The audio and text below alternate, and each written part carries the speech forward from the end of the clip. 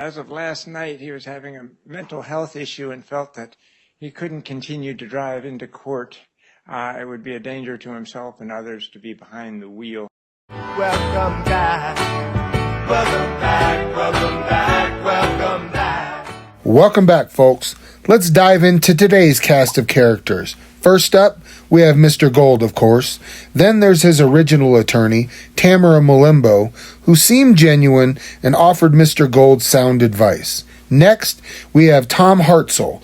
This weasel didn't do Mr. Gold any favors and seemed to be working against him. He then introduced Salam Tekbali, an unethical piece of trash we'll definitely be discussing in more detail.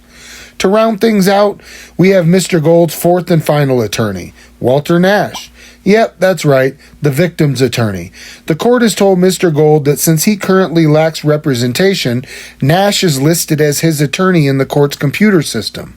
So let's place him at the top middle spot, as he appears to be the puppet master here. Moving on, we have the prosecutor, Neil Poston, who looks like he gets his marching orders from the leadership of the attorney's office, or possibly directly from Mr. Nash.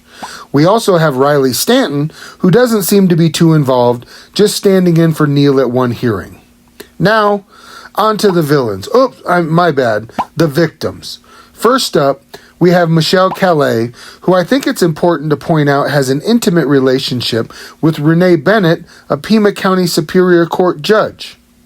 And then we have his next-door neighbor, Brian Coombs. And for full disclosure, I do know him personally. The next person in our story, I have now had the opportunity to meet and speak with. He is also the possible, and in my mind, the probable hero in this story. And that person is Judge Alexander Ball. While he's done some questionable things, I just don't think he understands the breadth of the situation at this point. Next on deck is Mr. Happy Lap. That's Judge Howard Fell. No relation to Norman, other than he likes to be a creep with the girls, as we can see here in this 2019 legal document. He is then followed by the other puppet master, and I have it on good authority that she is close friends with Walter Nash, and that is Pima County attorney herself, Laura Conover, who has strangely inserted herself into this misdemeanor case. And then last, but certainly not least, Samantha Walker from the prosecutor's office, who I believe wants no part of this situation. Now, today's video is going to catch you up on Mr. Gold's legal situation to date, and if you think what his neighbors and the sheriff's department are doing to him is ridiculous, wait until you see what this circus has in store for Mr. Gold.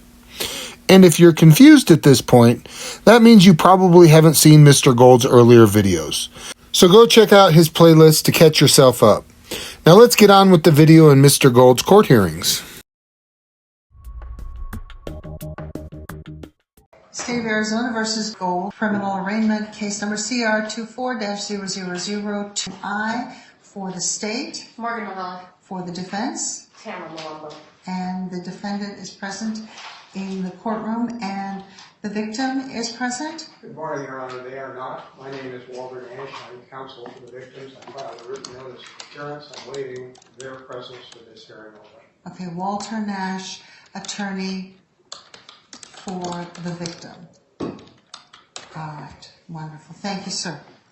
Okay, so, sir, you have, I read to you the immigration advisory and your constitutional rights just a few moments ago. Did you hear those?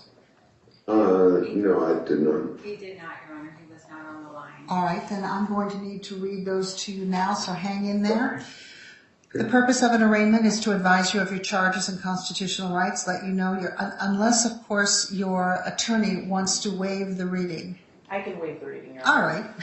You'll get all this great information from your attorney, and it will save you about 5 minutes of reading. So, you have been charged with ARS 13-2904A1, disorderly conduct, ARS 2904A2, disorderly conduct, ARS 2904A2, another disorderly conduct, and another disorderly conduct. I think there are 4. Nope, there's more. There are 10. And they're all disorderly they're all disorderly conducts? Yes, one is noise, one is fighting. As you can hear, even the judge sounds surprised at 10 disorderly conducts. And by the way, none of them were for fighting. Okay, all right. And so there are 10, so, okay. So I have entered not guilty pleas on all of the charges for you. Okay, thank you. And you are welcome. And, okay, so your next court date, sir, is with Judge Ball. And that will be, did you give me a date? No. For who? Ball, Judge Ball. Ball? Mm-hmm. February 12th at 10 a.m. February 12th, thank you, at 10 a.m. And that will be a case management conference. All right. So, sir, that will be in person in the courtroom here in the courthouse. And that's February 12th at 10 a.m. That's a Monday morning. And let's see here. And you've already got an attorney, so I don't need to appoint one. You have been arraigned. Is fingerprinting necessary in this case? I don't believe it is it? Which one is it? Well, this is Mr. Gold. I think so. That would be best. So we were talking about moving that hearing a little far out to deal with some other issues in this case. All right, we can do that. And I will move to continue and waive time. So if we could go out to, I'm looking at, All right, yes, I was going to say March 11th. let's find out what Judge Ball has. Can Okay. we get a further out appointment for Judge Ball? March 18th at 9 a.m. is the farthest one out we have, Your Honor. Will that work? Yes, that would be perfect. Thank you. Okay. So, okay, March 18th. Okay, so Mona, you said March 18th at March 18th at March 18th at 9 a.m. 9 a.m. Okay. This case management. All right, so we are set for that. And you have been arraigned. And any questions, Mr. Gold? No, thank you for your time. Of course. And anything further from the defense? No, Your Honor, thank you. Anything further from a victim's advocate, victim's attorney? No, ma'am. And from the state? No, Your Honor. All right. And we are set to go. I will send this to your attorney and she'll work with you on that. Okay? Okay, thank you. All right. Thank you, sir. Thanks, sir. Bye-bye. Bye-bye. Thank you. May we be excused? You may. After the initial arraignment, a diversion agreement was being drafted. It's not clear if Miss Malembo knew about it, but as far as Mr. Gold was aware, she was going to get his charges dismissed, and Mr. Gold felt blindsided in court when Miss Malembo gave the judge the perception Mr. Gold was aware of the diversion agreement, but wanted to look it over.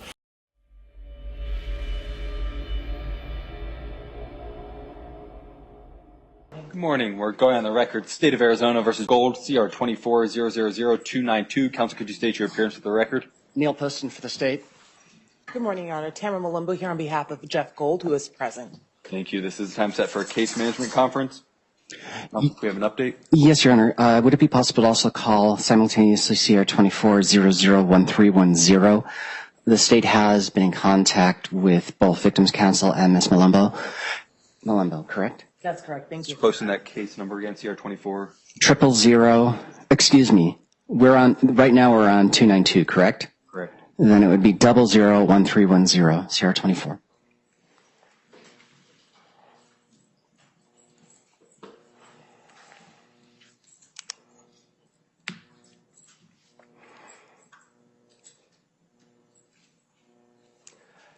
Judge, the state did file a written notice of dismissal in 1310 because we are dismissing that case without prejudice. And in CR 24000292, the state is going to offer diversion to Mr. Gold. And I will avow for the record that Victims Counsel has been made aware of all of this. Aware, huh? More like orchestrated it. And this is where you guys screwed up and are still backpedaling till today. And I even heard you guys hired the Udall law firm in regards to this situation. All right. Counsel, your client's interested in possibly pursuing the diversion offer? Potentially, we need to review it. That was one thing that Mr. Gold was interested in. He wanted to read it before entering into it, of course. All right. Let's go ahead and set a diversion check then in a little bit. It may become unnecessary if your client does enter into the agreement and the state then files the notice to suspend prosecution. But counsel, would you and your client be available? We could set that diversion check for Tuesday, April 30th at 9 a.m. Your Honor, there are some other issues in this case. There's a pending injunction against harassment that Mr. Gold has against one of the alleged victims. And so to that end, there's been some other issues, and he's not been going home because there's been some other issues to cause him to be frightened. I think we're going to have Gold's Prius at the front gate to his house. He's opening the gate right now. Can I see your hands, please? Don't reach for your center console. Put your hand in the air. Show me your badge. I'm not a cop, but you keep reaching for your center console. And we don't know what you're reaching for. He reaches for the center console is what I'm concerned. And he does that, just get behind that block wall. You're stalking my children. I'm going to call the cops and have you arrested. I'm calling the cops. You're nuts. I would ask that the court, I filed a motion to modify conditions of release to allow travel. And it was granted. Yes. And the court restricted it for business purposes only. He would be more comfortable being with his family while this case is pending and coming back and forth. So I don't know if the court would be willing to entertain a modification to his previous orders. Counsel, which case number is that in? I filed it in 292 as well as 1310. I filed it as both CRs. It was granted in 292. I don't know if I got a ruling on 1310. 1310 was just tossed, so. Well, Mr. President, I have not yet entered that order. It is Judge Wilson case. You've indicated that the state's already filed that written motion. I'm inclined to then leave it in front of the assigned judge for an order. That's fine. But I will avow, counsel, that it has been sent. Okay. Okay. All right. And in 292, the state does not oppose a modification of any CORs to allow travel. May the state inquire if the defendant wants to travel internationally or just? So I think that there is an international business trip planned at the end of April. To where? To Belgium. Berlin. Berlin, sorry, I misspoke. Berlin. And then there is, he was interested in relocating to Sacramento to be closer to his sister. And then he has the means, of course, to travel back and forth for hearings as needed. On the first point, if counsel can avow that, should it become appropriate for the state to ask for a copy of an itinerary, would counsel be willing to just show that for the records, show that to the state later on so we know he's coming back? Yeah, that's fine. I have no objection to that. And given the nature of this case, the state does not object to the defendant. Counsel, here's the thing. If he relocates to Sacramento, it may make parts of diversion difficult. Okay. However, how quickly is he planning on moving to California? I think that's going to be further discussion that Mr. Gold and I are going to have today. He actually has not, because of issues that have arisen that make him afraid to be home, he has actually not been home. He's been in a hotel downtown for a while now, and he actually walked over here from the hotel for today's hearing. Counsel, for the time being, the state does not object to him traveling out of state and also doesn't object to him traveling internationally, as long as, if he does leave the country, if counsel could send me a copy of his return ticket so we know he's coming back. I'm happy to do that. And as far as the move, I think it's not entirely ripe to look at right now, but generally speaking, if he gets up a good momentum in the diversion process. Momentum in what, Neil? Selling his house, maybe? And what's up with this travel restriction for disorderly conduct? You would think this guy was P. Diddy or Epstein. The state does not anticipate objecting to his relocation as long as he gets established with diversion and is well into the process. But okay. Getting the process moving is going to be quite onerous if he's in Europe. Okay. No, I will do whatever I need to do to accommodate whatever information the state needs to ease that request. And because appearing with no objection and on the state's stipulation, then I will grant the motion to modify the conditions of pretrial release to allow for the international travel as long as a return ticket and itinerary is provided to the state, and for the defendant to reside out of state in California on pretrial release. Anything further from the defense at this time? No, Your Honor. Thank you. Counsel, does that April 30th, 9 a.m. diversion check date work? Yes. May I waive Mr. Gold's presence if he happens to be traveling, or we can set another date where he will be here? No objection. Okay. So I'll take care of it. That said, Your Honor, may I have a moment to confer with defense counsel before we go to the next matter? Certainly. Absolutely. Anything further from the state then on the record in this matter, Mr. President? Nothing, Your Honor. Then we are adjourned. Thank you. So here's how they played it. While they were going to attempt to get Mr. Gold to sign off on a diversion agreement, the prosecution and the victim's attorney were behind the scenes working up a Rule 11 motion to question his competency to stand trial. Now, my assumption, they wanted to use it as leverage, and we'll have more evidence of that later. Now, Mr. Gold only found this out because he talked to my attorney, and that's when Miss Molembo finally confessed that she knew about the Rule 11 they were prepping in a phone call with Mr. Gold. In terms of a Rule 11 motion, nothing had been filed. Walter had been trying to get us to file one, but now you're at the position where, yes, Neil Poston, as the state, is going to file a Rule 11 motion, and that is a competency to stand trial. She then withdrew from the case. Hi, Jeff. Hey, how are you? I'm good. Been better. Was very dismayed to find out that you filed a pleading with the court behind my back, so that did not make me happy today. But yeah, I sent you an email. That's not high practice. We're going to withdraw. Blaming him for asking for a jury trial and claiming he didn't keep her in the loop. If you'd like to listen to that phone call in its entirety, it will be posted in the members section. 0292, counsel, could you state your appearance for the record? Neil Poston for the state. Good morning, Your Honor. Tom Hartzell on behalf of Jeffrey Gold, who's not present. I'm in excellent contact with him. I'd asked to waive his presence for the purpose of this hearing. Thank you. And this is the time set for a diversion check if we have an update. Yes, Your Honor. There's actually another attorney involved in here, as the court is likely aware, Mr. What is his name? Nash? Mr. Walter Nash. He is aware of all these proceedings as well.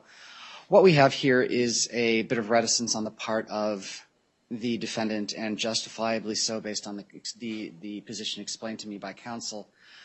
The defendant is a eccentric and very meticulous type of person, which is not a bad thing, and he has concerns, as does counsel, about the wording of the diversion application. It's the nuance between admitting guilt and entering a plea of guilty.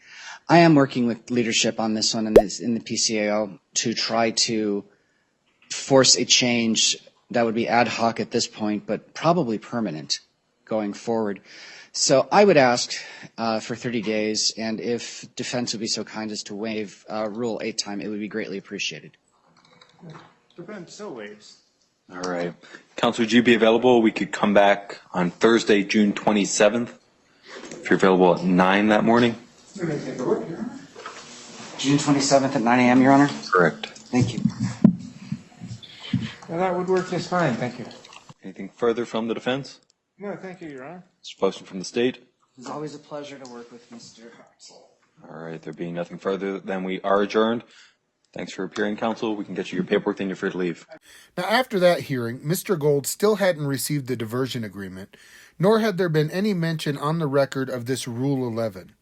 But interestingly enough, on June 20th, the Community Bridges team were back out at Mr. Gold's house and were outside for several hours.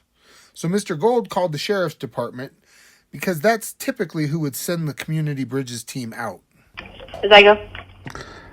Oh, I don't know if there's a mental health against you. That's not us. That's not us, Mr. Gold. But let me check, okay? Give me a second. I'm going to put you on hold really quick, okay? Mr. Gold? Yes.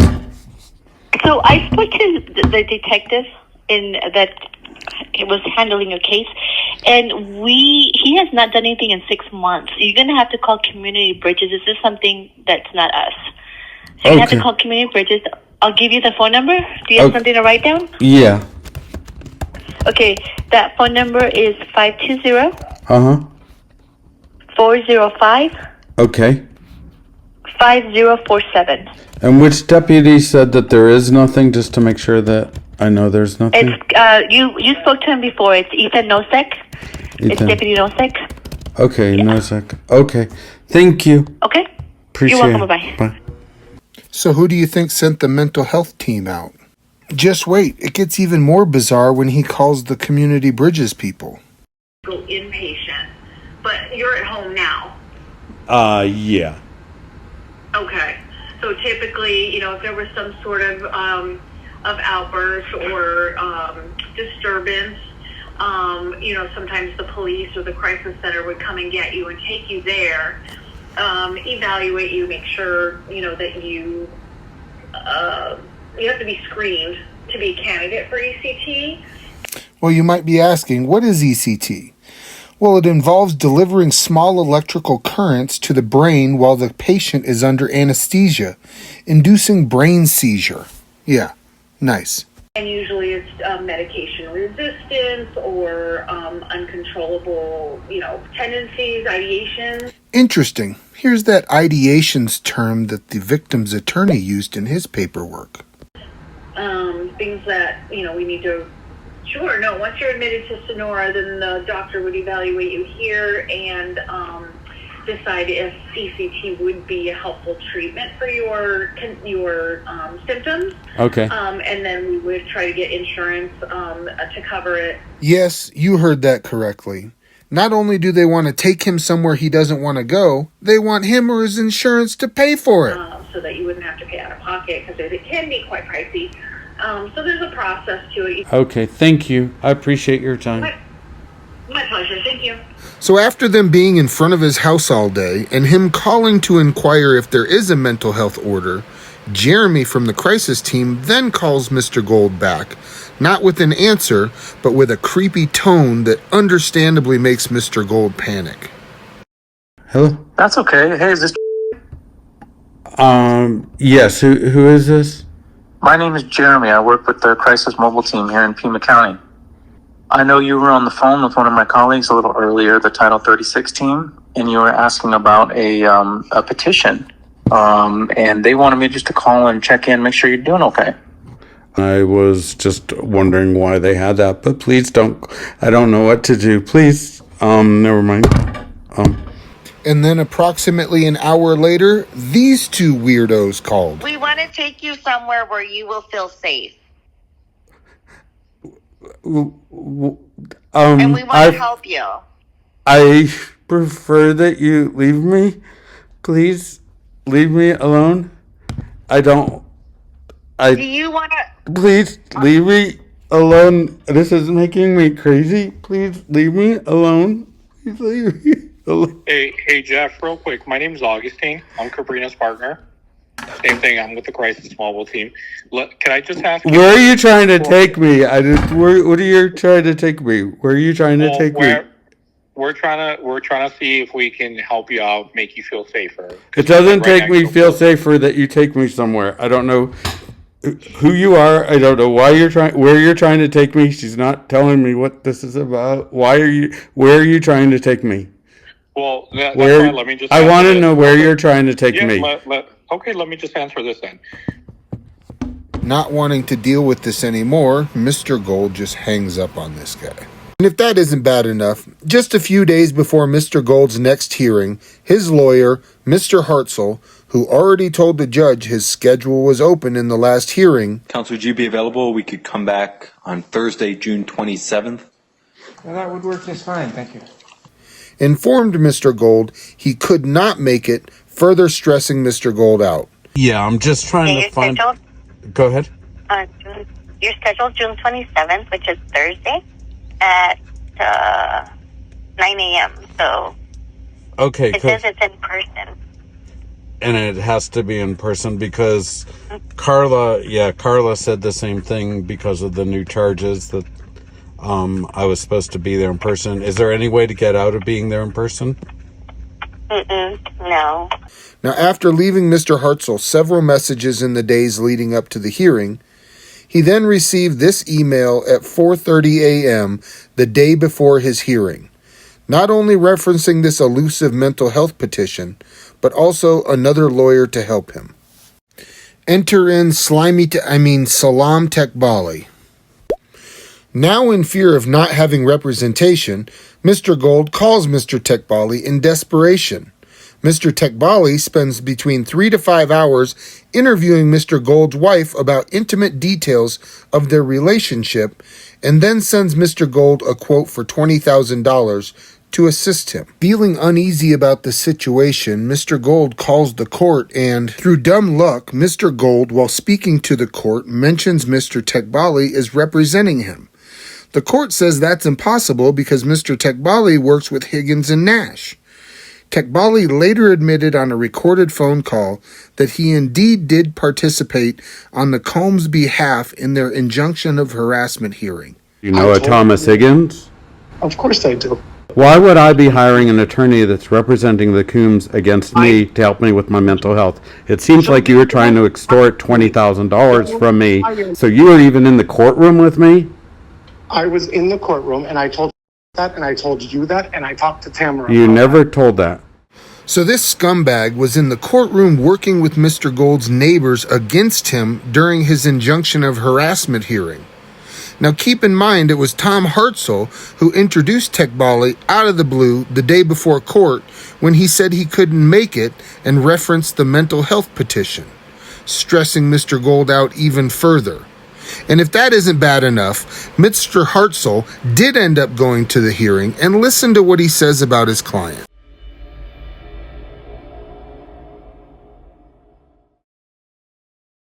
Good morning. We're going on the record. State of Arizona versus Gold, CR 24-0000292. Counsel, could you state your appearance for the record? Riley Stan for the state.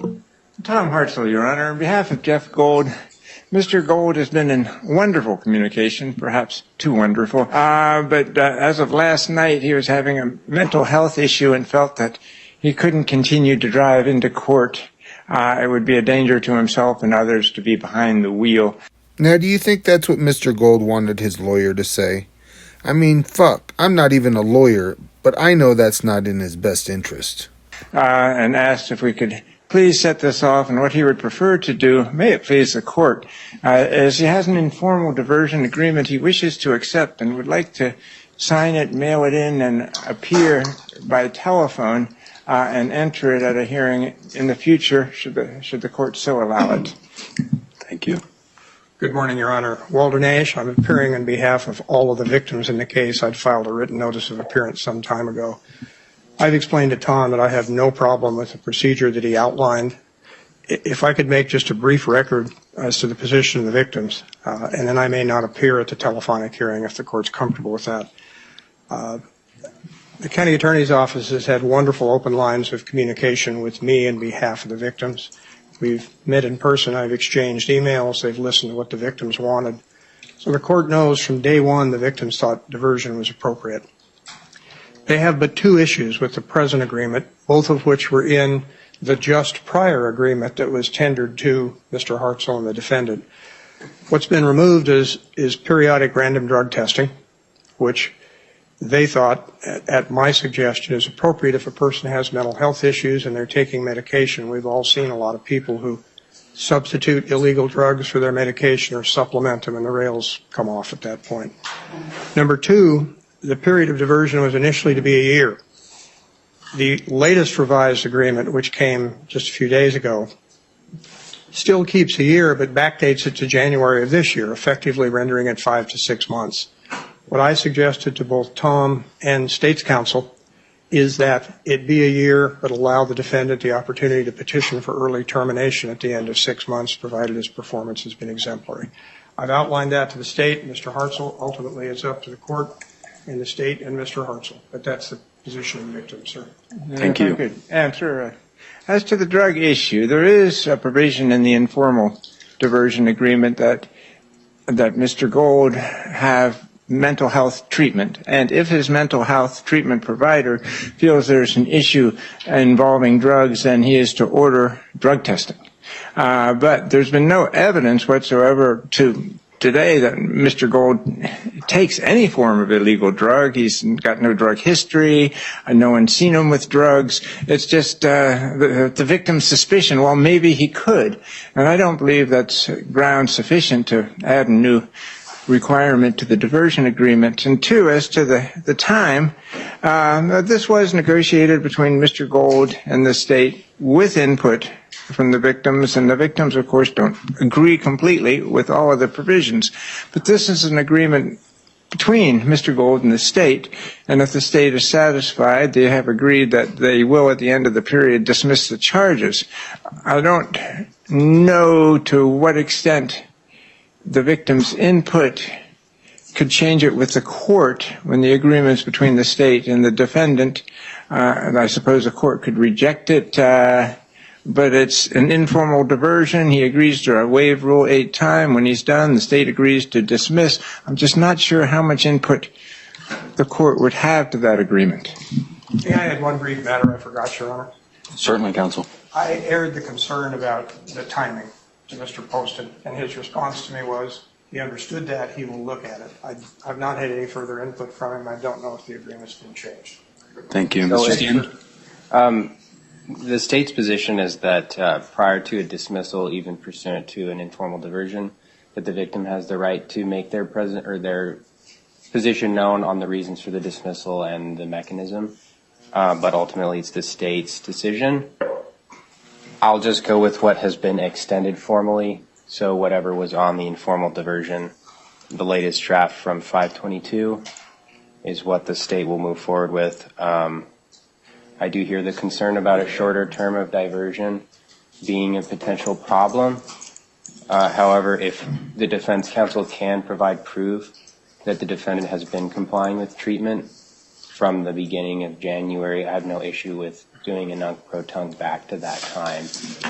It makes no difference to the state so long as he is compliant for that full year period. A moment with counsel, Your Honor. Certainly. Double check your date. I thought the latest one was much more recent. Okay, I have 522. 22. 522.24. A modified version. Should I check my email real quick? Unfortunately, I didn't get coverage notes for today, so I'm kind of... You got stuck with this one, yes? Yeah, so the last thing I see that we sent out was on 4/18, which was the formal diversion application. And the latest document I have in my file is from May 22nd, 2024. But you have correspondence with Mr. Poston more recently than that? That's not something I'd like to look at. June 24. Some edits And then he attached it here. He edited the prior one. The June 24 is on the latest one. Okay, so he just didn't put it in the file, so I have no way of getting to it. June 24 is the latest dated agreement, Your Honor. Okay. But it's not been formally entered into by the parties. Or has it? The parties have formally signed the informal diversion agreement? Not yet, Your Honor. Okay. So very recent. Mr. Gold had intended to accept it in court today before he had, some health issues. So we could come back then for that telephonic status conference. Would you be available Thursday, August 1st? You could do 8:45 for a call-in. Yes, Your Honor. All right. Anything further from the defense? May I have leave to appear telephonically if I'm in town? Certainly, yes. All parties. Okay. And anything further from the state, Mr. Stanton? No, Your Honor. And anything further from the victims? No, sir. Sorry. All right. There being nothing further, then we are adjourned. Thank you, counsel. And here is that final draft of the diversion agreement, which goes on to strip Mr. Gold not only of his Second Amendment, but his 14th Amendment of due process as well, thus forcing him to sell his home. Now, there were 3 versions of this agreement, and each worded it differently, but they all had the provision for Mr. Gold to sell his home. Now, 3 days after he got this final version, he got this unsolicited voicemail. Hi, I was calling about the property there on 12th Street. This is Rudy from Long Realty, and The reason for my call today is because I have buyers that are still interested in the area, and I'm sure you're getting a lot of calls today. But I was curious to see if this property was sold privately or if it was still for sale. If you're still for sale and you want to sell the house, please give me a call back at your earliest convenience. My phone number is 520-342-9809. Thanks for your time. And then the victim's attorney and the new prosecutor, Samantha Walker, both try and gaslight Mr. Gold, telling the real estate agent that the court never instructed him to sell his home. Now, are you people really this fucking stupid? Anyways, it was after these two phone calls on July 24th that Mr. Gold was convinced no one was advocating for his innocence or his sanity. Salam said that you and I and him had a conversation about his being in court representing the Coombs, and I have no recollection of that. I have no recollection of that. I know Higgins had somehow been involved with one or more of the neighbors. I think that Nash brought him into one of the neighbors had independent representation. As you could tell, I was getting noise from Nash about the neighbors don't think he's selling his house, which is why I sent you a text and explained that yes, he is. It's just until he gets the dogs replaced, and then we have that next hearing coming up. Neil Poston, the prosecutor, has been getting so much grief from Nash and his crew. I think we'd be lucky just to take the offer we have, which at this point would be for 5 months, 5 more months of diversion with no supervision. Just take it and run would be my advice. But of course, ultimately, it's up to you. And wouldn't you know it, not long after that phone call, Mr. Gold's county-appointed mental health advocate would give him a call. When I talked to Community Bridges, I was able to touch base with Jacqueline, and I let her know that I had emailed you the release of information, and she confirmed that she would be visiting you soon to do the pre-petition screening, and you could provide the release of information to them at that time. And then if you needed, me to additionally contact them, I would be able to do that. So Jacqueline's trying to get another petition, and they're trying to do a pre-petition screening, is what you're saying? That's what she said, yes. Okay. That she planned to visit.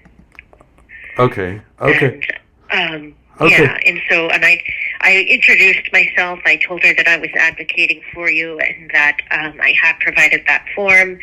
And you can give it to them after you've signed it, and then they would be more able to share. This time, Mr. Hartzell does inform Mr. Gold of the hearing and that he can appear telephonically. But after a YouTube and this TikTok video specifically are published... Would you believe in a rural Arizona county? The sheriff and court system are turning real life into a wild western movie. Everyone has a full-blown meltdown, and you'll even hear Mr. Gold's lawyer reference the TikTok video in their hearing. Knowing full well Mr. Gold is attempting to appear telephonically, Mr. Hartzell waives his appearance, and the judge's assistant, Michelle, also knows Mr. Gold is on the phone, waiting to be led into the hearing. But instead, the court sends the sheriff department back out to Mr. Gold's house because they said he's going to unalive himself. Hey, how are you, Deputy Mark? Can you hear me? Yeah, I can hear you. How are you doing? I'm doing well. Yeah. I'm not sure if you were the one I talked to earlier, if it was a different deputy that called me.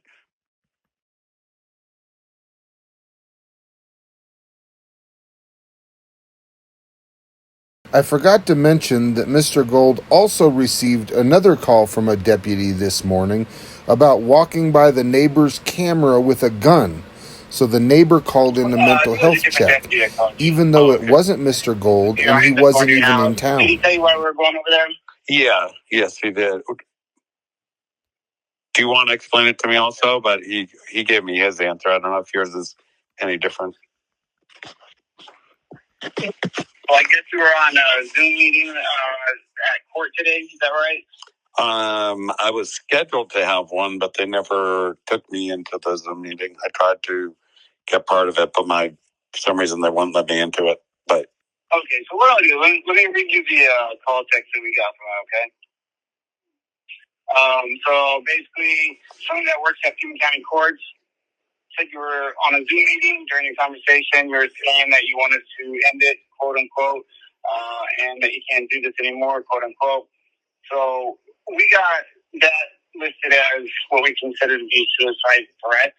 We didn't know how to take that, so we like to make contact with people to see what their status is, if they're doing okay, or if there's any other type of resources. Jeff, I've never had contact with you before. I've never met you before. I worked in Rincon in this district for a long time. Okay. And like I said, I've never come in contact with you. I think I've been to your house once. So okay. I am completely unbiased here. Yeah, of course.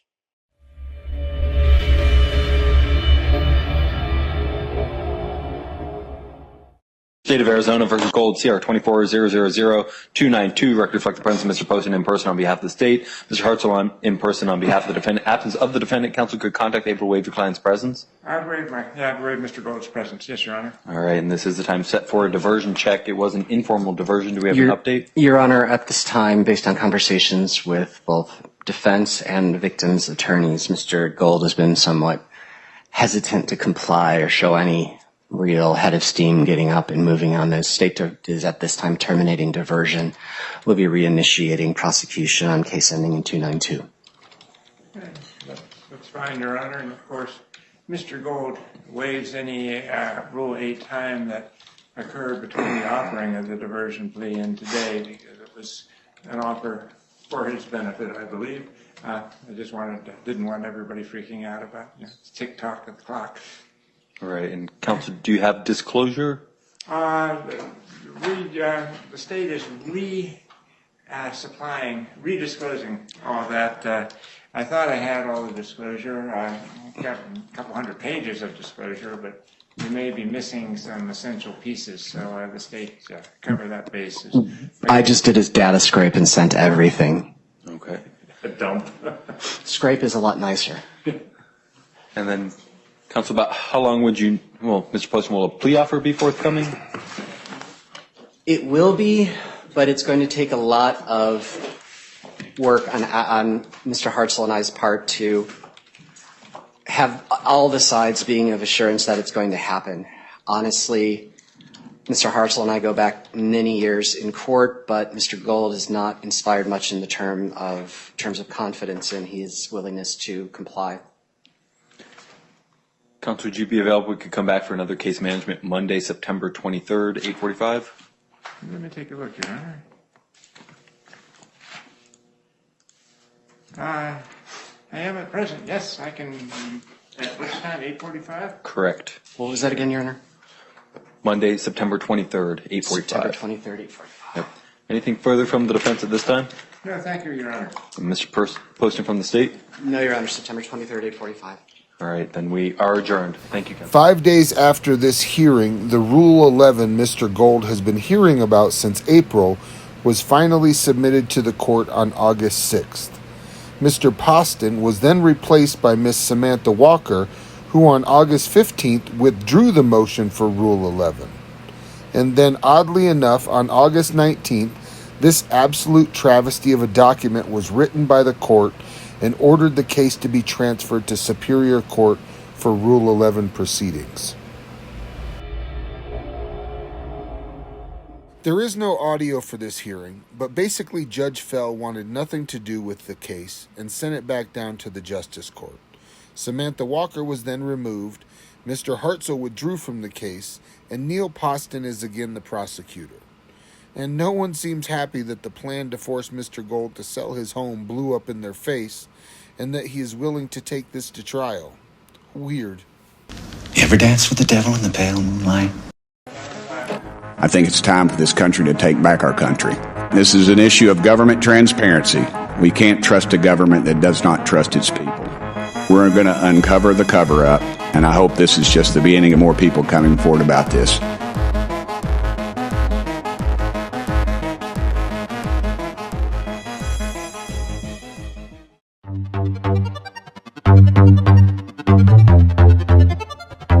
Bye.